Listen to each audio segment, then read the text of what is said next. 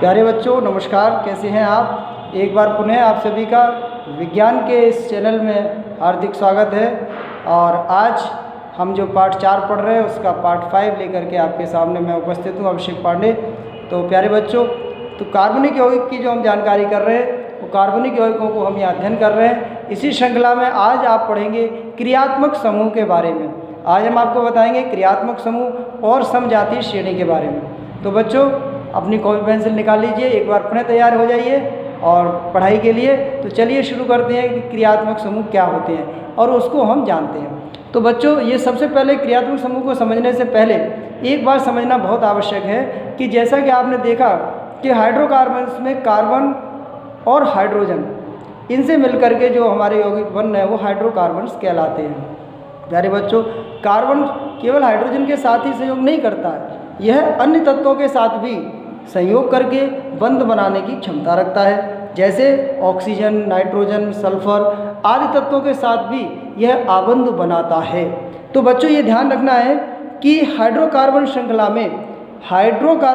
में यह सभी तत्व एक या एक से अधिक हाइड्रोजन को इस प्रकार प्रतिस्थापित करते हैं कि कार्बन की संयोजकता संतुष्ट रहती है। कार्बन की संयोजकता कितनी है बच्चों? 4। और ये कार्बन की संयोजकता संतुष्ट रहती है। ऐसे यौगिकों में हाइड्रोजन को प्रतिस्थापित करने वाले तत्वों को विषम परमाणु कहते हैं। यहाँ एक नई बात आप लोग जाने, विषम परमाणु क्या होते हैं। यह विषम परमाणु है, यह कुछ क्रियात्मक समूह में उपस्थित रहता है, जिसके कारण क्रियात्मक समूह अलग ही प्रकार के एक समूह हैं जिनके अपने गुण अलग होते हैं। कुछ क्रियात्मक समूह को हमने यहाँ पर स्पष्ट भी किया है और आप इनको यहाँ देख भी रहे हैं। वो क्रियात्मक समूह क्या है, उसकी परिभाषा क्या है, उसको थोड़ा सा और समझे बेटा। यहाँ क्रियात्मक समूह की परिभाषा, कार्बनिक यौगिक के अणु में उपस्थित, हमने थोड़ा फिर से परिभाषित किया, इसको समझिए कि क्रियात्मक समूह को, कि कार्बनिक यौगिक के अणु में उपस्थित वह समूह जो रासायनिक क्रिया में अपनी विशिष्ट पहचान रखता है, जो रासायनिक क्रिया में अपनी विशिष्ट पहचान रखता है या दर्शाता है, और यौगिक में रासायनिक व्यवहार का निर्धारण भी करता है।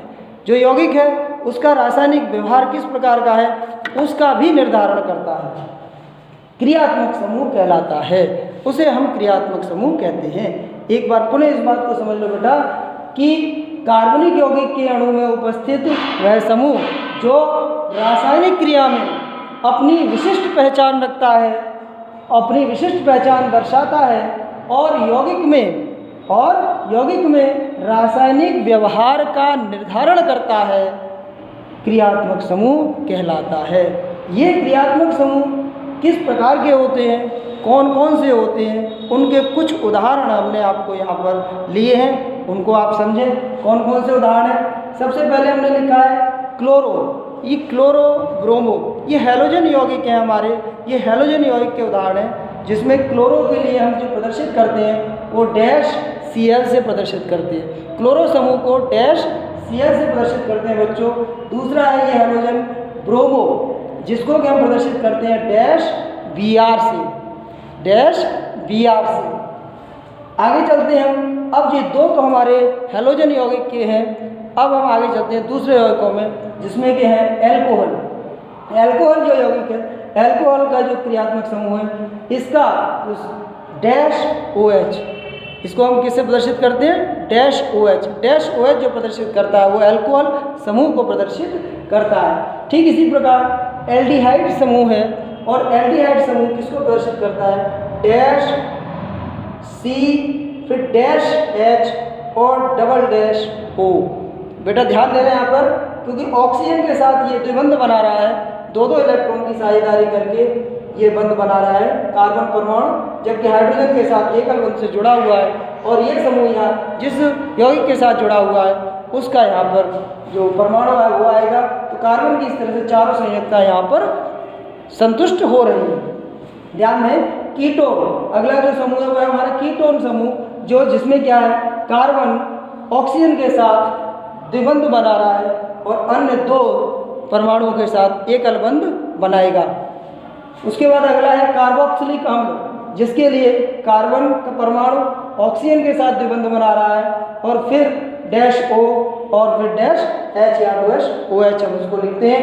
तो इस तरह से ये कार्बोक्सिलिक अम्ल जो क्रियात्मक समूह है ये उसका सूत्र है। तो प्यारे बच्चों यहाँ ध्यान दीजिए कि कार्बन और हाइड्रोजन के अलावा, यानी कार्बन परमाणु हाइड्रोजन से तो संयोग करके बंध बना ही रहा था, यहाँ समूह में आप देख रहे हैं कि कार्बन परमाणु अन्य तत्व के कौन कौन से अगर गौर से देखें तो इसमें क्या है, ऑक्सीजन के साथ संयोग हो रहा है, यहाँ भी ऑक्सीजन के साथ संयोग हो रहा है और यहाँ भी ऑक्सीजन के साथ संयोग हो रहा है। तो ये नए क्रियात्मक समूह का निर्माण कर रहा है।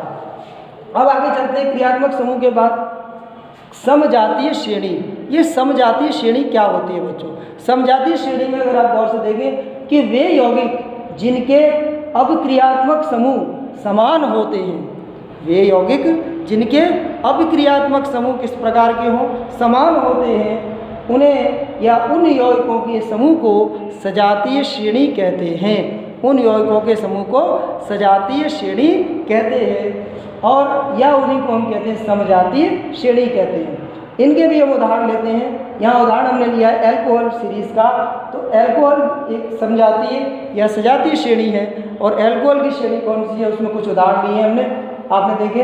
पहले मैथिल एल्कोहल, पहला मैथिल, जो एल्केन की हमारी श्रृंखला है जो आपने पढ़ी थी, methane, ethane, propane, butane, pentane, वही श्रृंखला क्रम से चली आ रही है।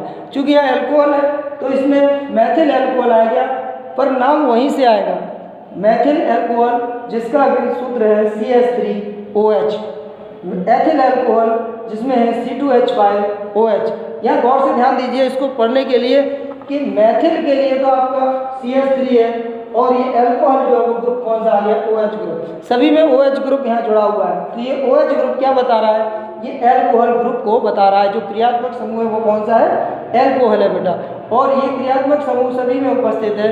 अतः दूसरा देखें, एथिल एल्कोहल C2H5 फिर OH, प्रोपिल एल्कोहल C3H7OH और इसी श्रृंखला में ब्यूटिल एल्कोहल C4H9OH। तो ये हमारी कौन सी सीरीज है, एल्कोहल की एक सजातीय श्रेणी हुई।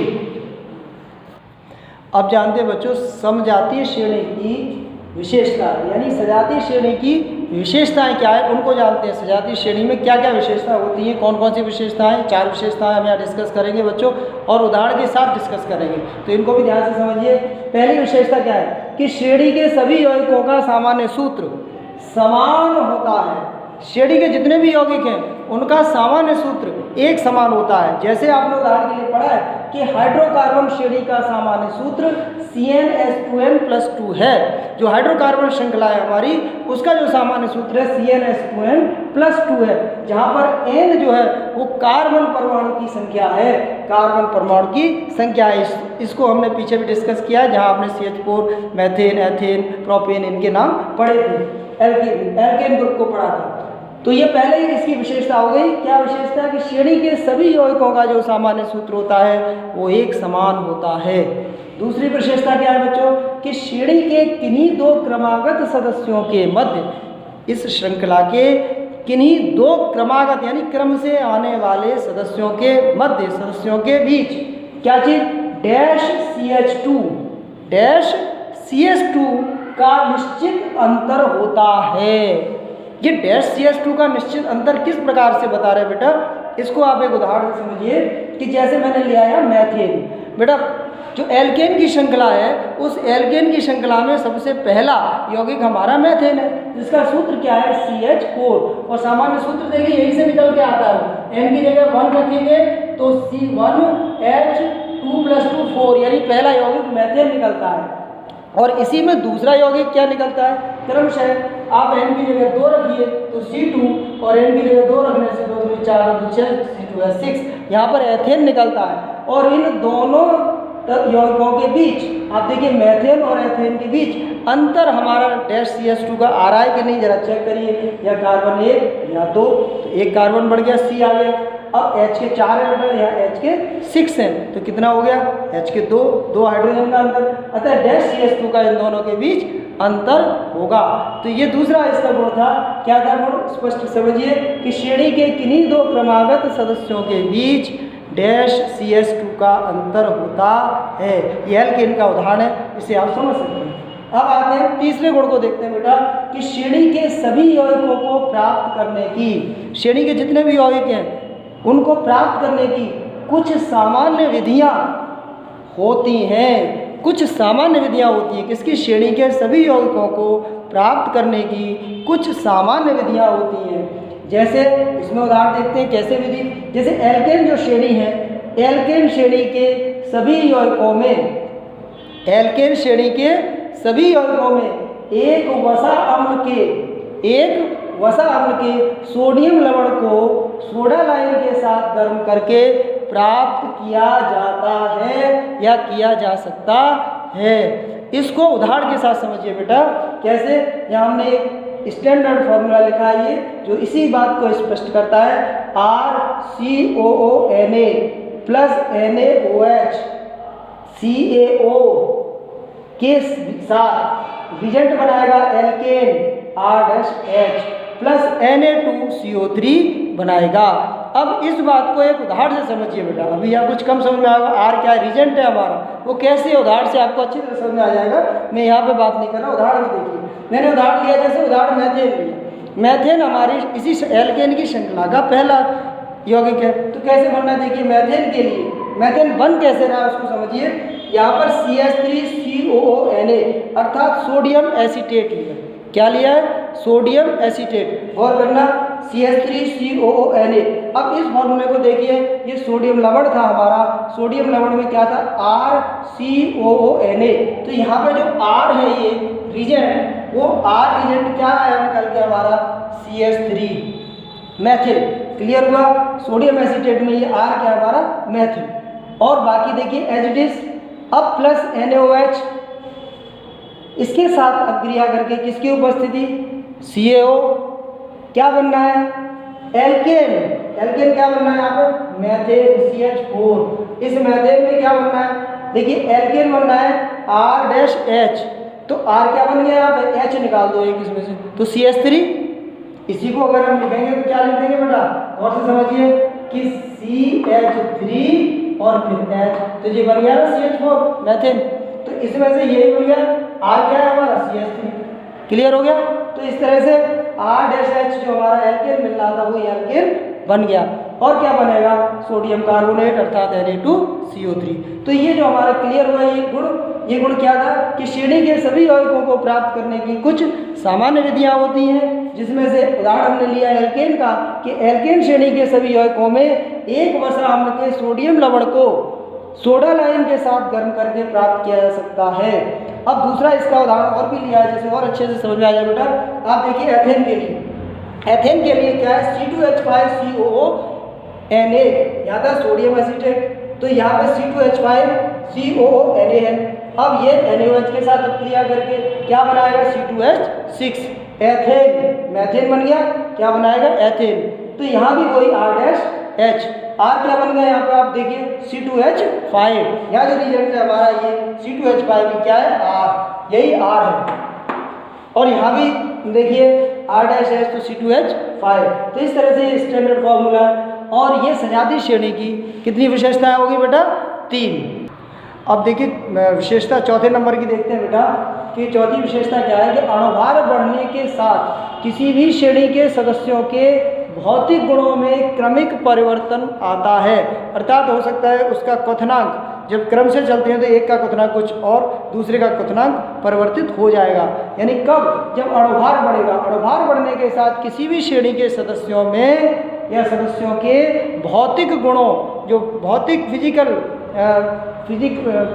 जो आपके भौतिक गुण है, भौतिक गुणों में क्रमिक परिवर्तन अर्थात क्रमानुसार परिवर्तन आता है। अब देखते हैं पॉइंट नंबर 5, श्रेणी के सभी यौगिकों के रासायनिक गुण।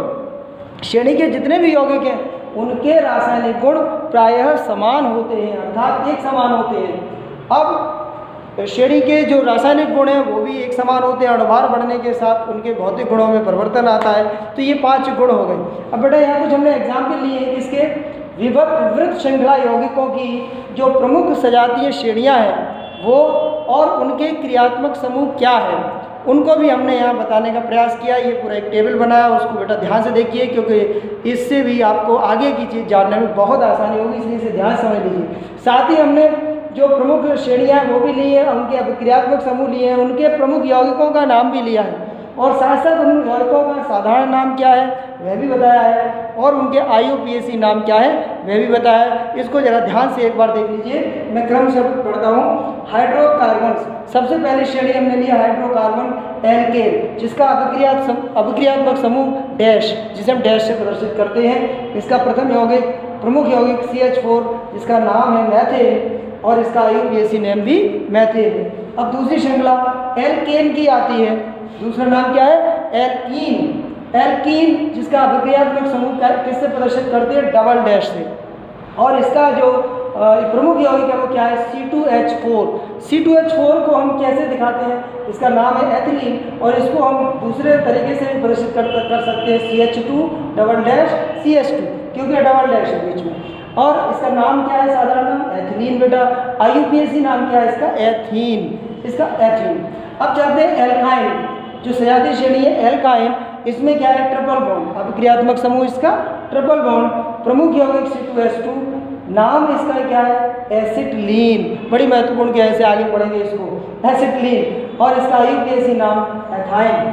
अब चौथे नंबर पर एल्किल हैलाइड, ये हैलोजन यौगिकों का ग्रुप है, जिसमें क्लोरीन, ब्रोमीन और आयोडीन, ये तीन हैलोजन को हम पढ़ते हैं, इसीलिए हम इसको एग्जाम्पल देते हैं डैश एक्स। ये एक्स क्या है, एक्स के हम क्लोरीन, ब्रोमीन या आयोडीन ये ले सकते हैं। तो यहाँ पर क्या बना पर यौगिक CH3Br, इसका नाम क्या है मैथिल ब्रोमाइड, और इसका IUPAC नाम ब्रोमोमेथेन पढ़ते हैं। इसी श्रृंखला में एल्कोहल ग्रुप लेते हैं, एल्कोहल ग्रुप को हम प्रदर्शित करते हैं डैश OH से बेटा, और डैश OH के बाद इसका जो प्रमुख यौगिक है वो क्या है CH3OH, जिसे मैथिल एल्कोहल पढ़ते हैं। क्या पढ़ते हैं, मैथिल एल्कोहल, और IUPAC नाम इसका है मैथेनॉल। अब चलते हैं अगला 6 ईथर।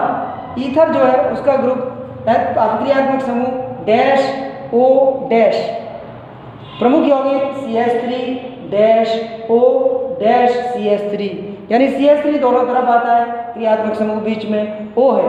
इसका नाम क्या है डाई मैथिल ईथर, डाई से 2 हो गए, मैथिल ग्रुप है CH3, वैसे भी नाम याद रखने में आसानी होगी, डाई मैथिल ईथर, और इसका IUPAC नेम है बेटा मैथॉक्सी मैथेन।